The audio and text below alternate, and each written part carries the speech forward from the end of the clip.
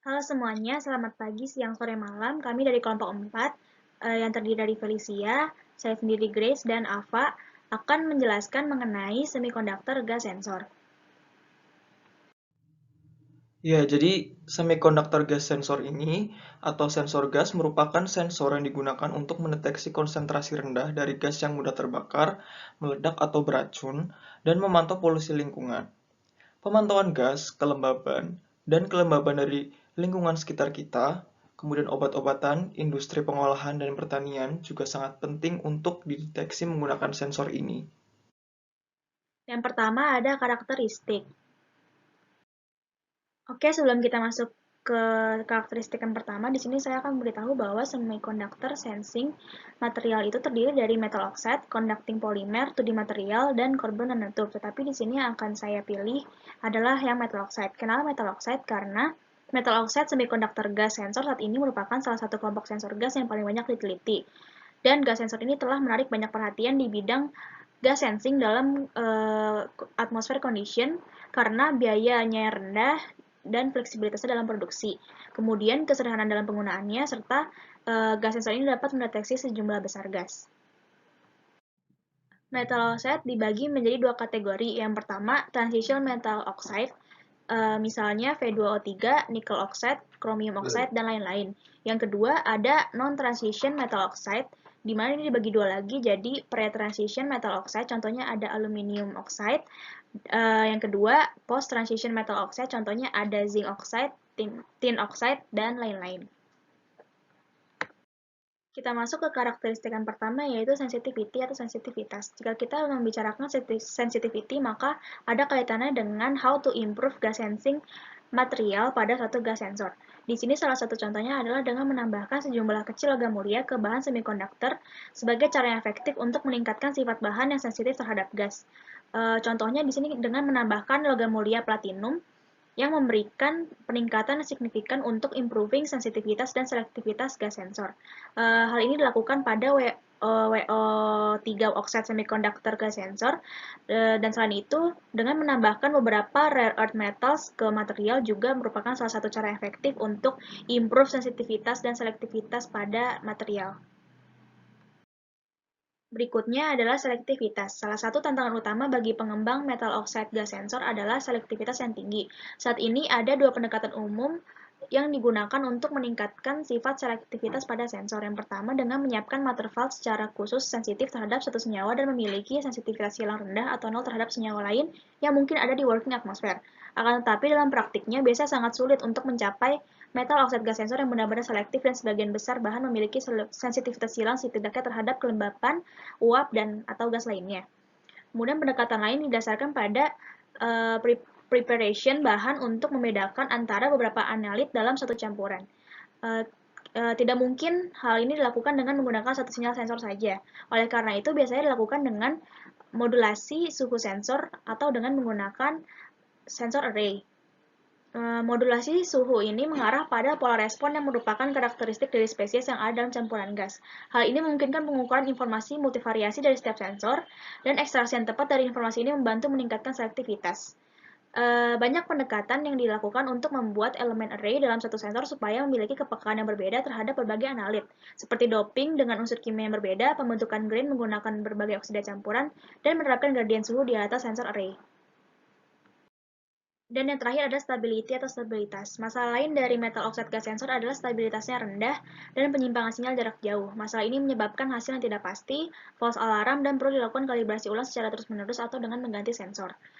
Untuk beberapa hal, stabilitas dapat ditingkatkan dengan calcination and annealing sebagai post-processing treatment dan dengan mereduksi working temperature dari elemen sensor. Selain itu, doping metal oxide dengan partikel logam atau karbon nanotube serta sintesis oksida campuran juga dilaporkan dapat meningkatkan stabilitas elemen sensor. Jadi bagaimana sensor ini bekerja?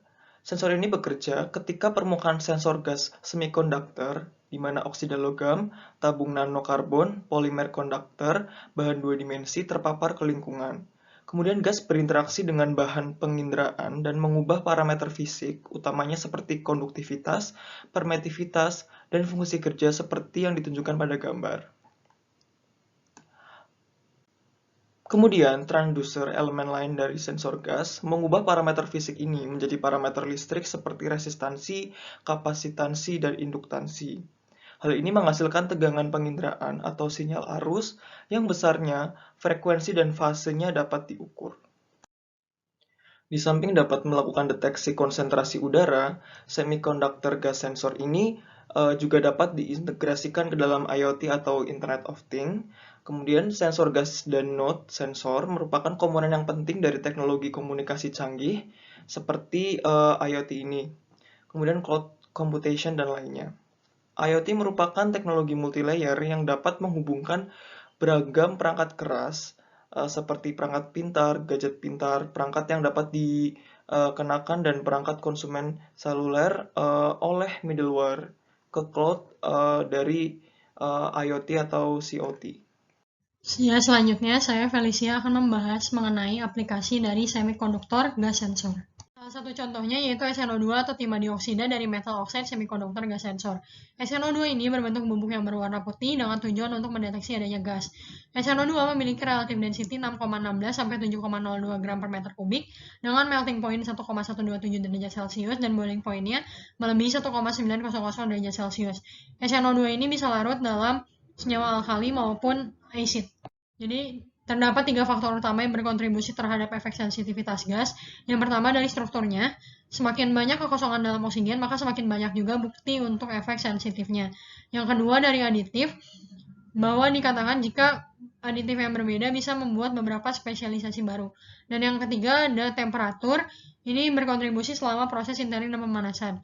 Jika dilihat dari tabel 4x1, maka aditif yang berbeda dengan working temperature yang berbeda bisa mendeteksi gas yang berbeda juga.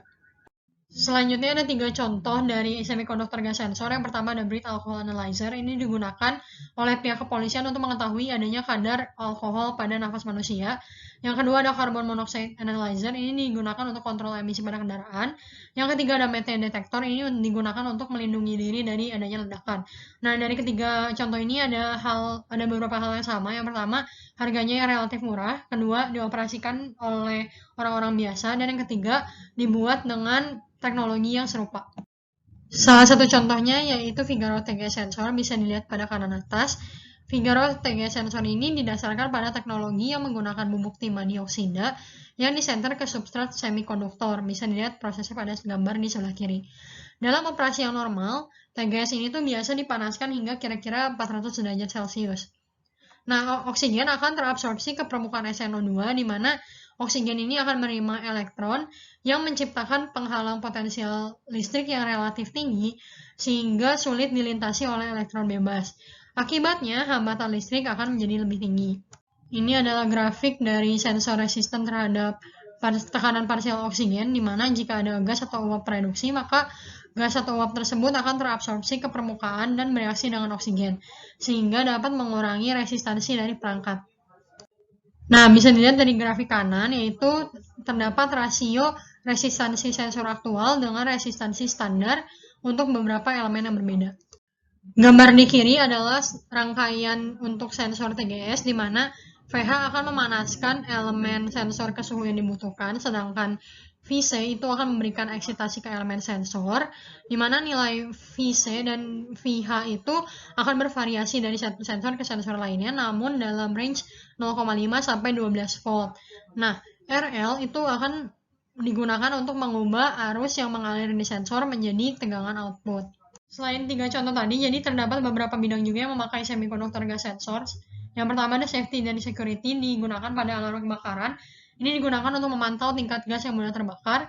Yang kedua pada bidang healthcare dan medical, ini digunakan untuk memberikan quantitative measure antara penyakit tertentu dengan senyawa organik yang mudah menguap. Salah satu contohnya untuk mendeteksi adanya penyakit kanker, diabetes, dan Alzheimer dengan menggunakan nafas. Yang ketiga di bidang air quality dan environment monitoring, ini tuh untuk melengkapi drone dengan kemampuan penciuman. Ini tuh untuk memantau polusi dan lokalisasi sumber di area publik. Yang keempat ada di bidang otomotif, ini digunakan untuk memantau kualitas udara. Dan yang terakhir di bidang industrial, salah satu contohnya di industri makanan dan minuman, untuk mengontrol proses fermentasi. Selanjutnya dapat ditarik kesimpulan bahwa sensor gas semikonduktor dapat diintegrasikan dengan IoT. Kemudian, sensor gas dapat mengubah parameter fisik menjadi parameter listrik untuk dideteksi. Selanjutnya, sensor gas semikonduktor ini dapat digunakan di beberapa bidang untuk mendeteksi level gas. Dan yang terakhir, sensitivitas, selektivitas, dan stabilitas sensor gas semikonduktor ini dapat ditingkatkan dengan beberapa metode. Sekian presentasi dari kelompok kami, kurang lebihnya kami mohon maaf. Terima kasih.